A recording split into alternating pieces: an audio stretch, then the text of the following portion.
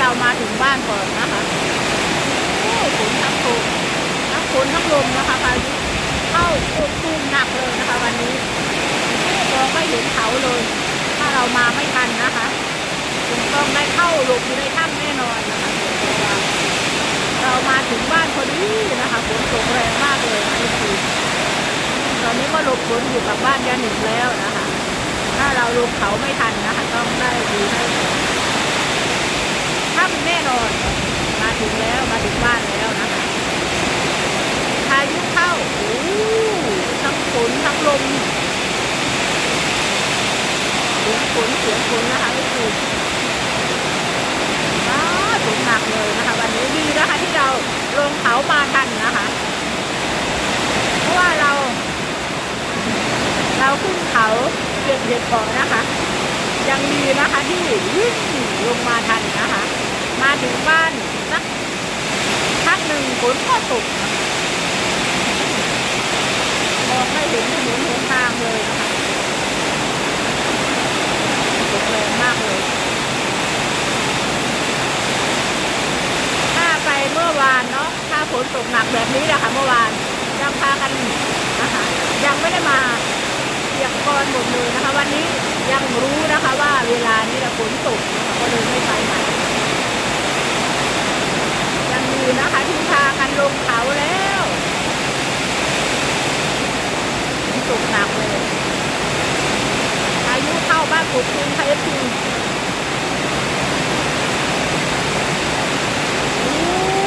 นะคะดีมากเลยนะคะที่มารู้นะคะว่าฝนจะตกเราก็พากันมาก่อนนะคะถ้าไม่งั้นก็ติดฝนอยู่ที่ภูเขาก็คงจะได้เข้าถ้ำเหมือนเดิมนะคะแรงมากเลยนะคะมองไม่เห็นแล้วมองไม่เห็นเขาแล้วยังดีนะคะที่เรามานะคะถึงบ้านย่านิงแล้วเรียบร้อยนะคะฝนก็เลยตกลงมาโรยปลายลงมาอย่างแรงเห็ดก็คงจะออกอีกแน่นอนนะคะเพราะว่าวันนี้ฝนตกแรงมากเลย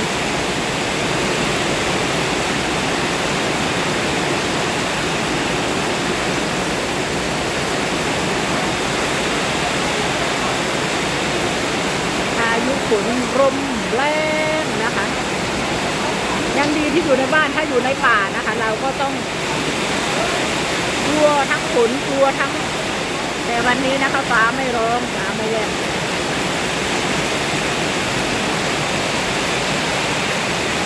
บ้านกันแล้วน้ำลดซะหน่อยนะคะเพราะว่าแรงมากเลยมองไม่เห็นภูเขาเลยนะ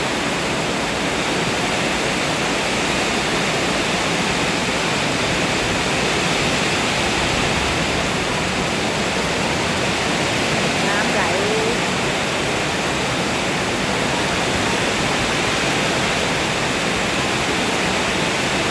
ยังดีที่ลงมาถึงแล้วเนาะถ้าอยู่บนเขานะคะไม่ก็คงจะได้เข้าถ้ำเหมือนเดิมฝนตกหนักแล้วนะคะ2 วันนี้แล้วนะคะที่ฝนตกหนักเมื่อวานนะคะพากันติดฝนอยู่ที่ภูเขานะคะแต่วันนี้เรารู้ว่าฝนจะตกเราก็นะคะต้องรีบลงเขามาก่อนนะคะ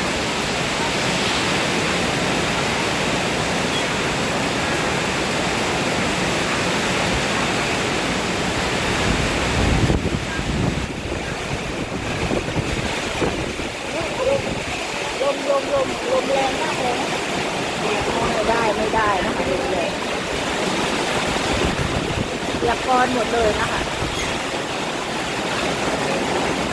พายุลมแรงนะคะคือไม่ได้แล้วนะคะต้องนะคะขออนุญาตลงคลิปก่อนเด้อกลัวนะคะโอ้ยายหนักมากเลยนะคะคงจะเป็นพายุนะคะเพราะว่าฝนตกแรง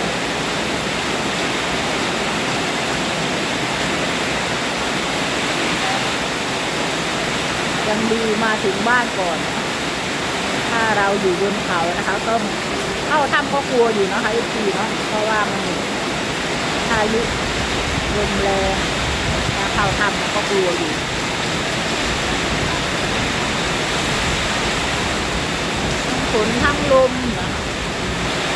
ไม่มีฟ้าร้องฟ้าแลบก็ยังดีอยู่มาถึงบ้านยายหนิงเรียบร้อยนะคะ เพราะว่าเรารู้ไงว่าเมื่อวานฝนตกหนักก็คงจะตกอยู่เพราะว่าร้อนมากเลยนะคะ ก็เลยมาก่อนนะคะลงเขามาก่อนยังดีเนาะยังดีนะคะที่รู้ทันว่าฝนจะตก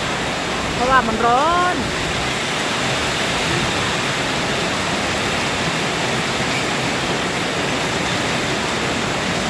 ถ้าอยู่บนเขาเหมือนเมื่อวานนะคะ เราก็ต้องได้เข้าถ้ำนะคะลงเข้าไปอยู่ในถ้ำแน่นอนตกหนักนะคะวันนี้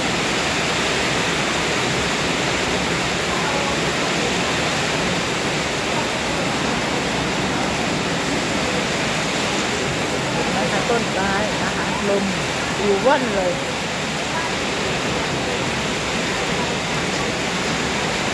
กลับบ้านไม่ได้นะคะหลบฝนอยู่ที่บ้านย่าหนิงก่อนเพราะว่าเราเพิ่งมาจากยังดีนะคะที่วันนี้นะคะไม่ได้อยู่ในถ้ำอีกติดฝนเรารู้ว่าพายุเข้านะคะก็เลยต้องรีบลงมา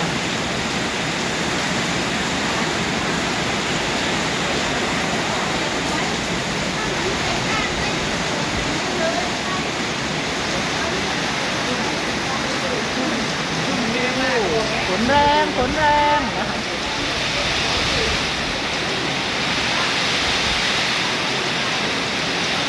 มันก็น่าถ้าเมื่อวานนี้เนาะถ้าอยู่ในเขาคงจะพากันกลัวแน่นอนเลยโอ้ยันหนิงยิ่งกลัวเนาะแต่ว่าวันนี้นะคะฟ้าไม่ร้องไม่แลบก็นะยังดีอยู่เห็นต้นไม้ไม่ให้ตีโอนเอ็นไปมา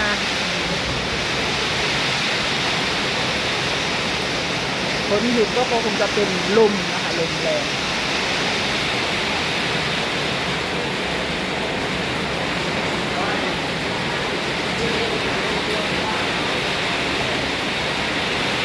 กลัวหน้ากลัวนะคะต้นไม้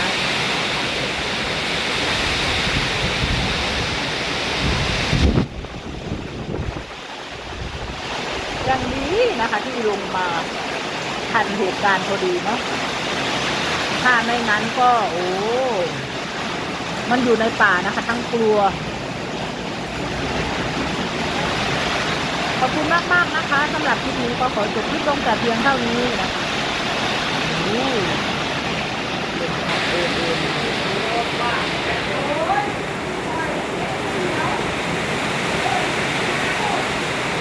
ขอบคุณมากๆนะคะเจอกันใหม่คลิปหน้านะคะสำหรับคลิปนี้สวัสดีค่ะ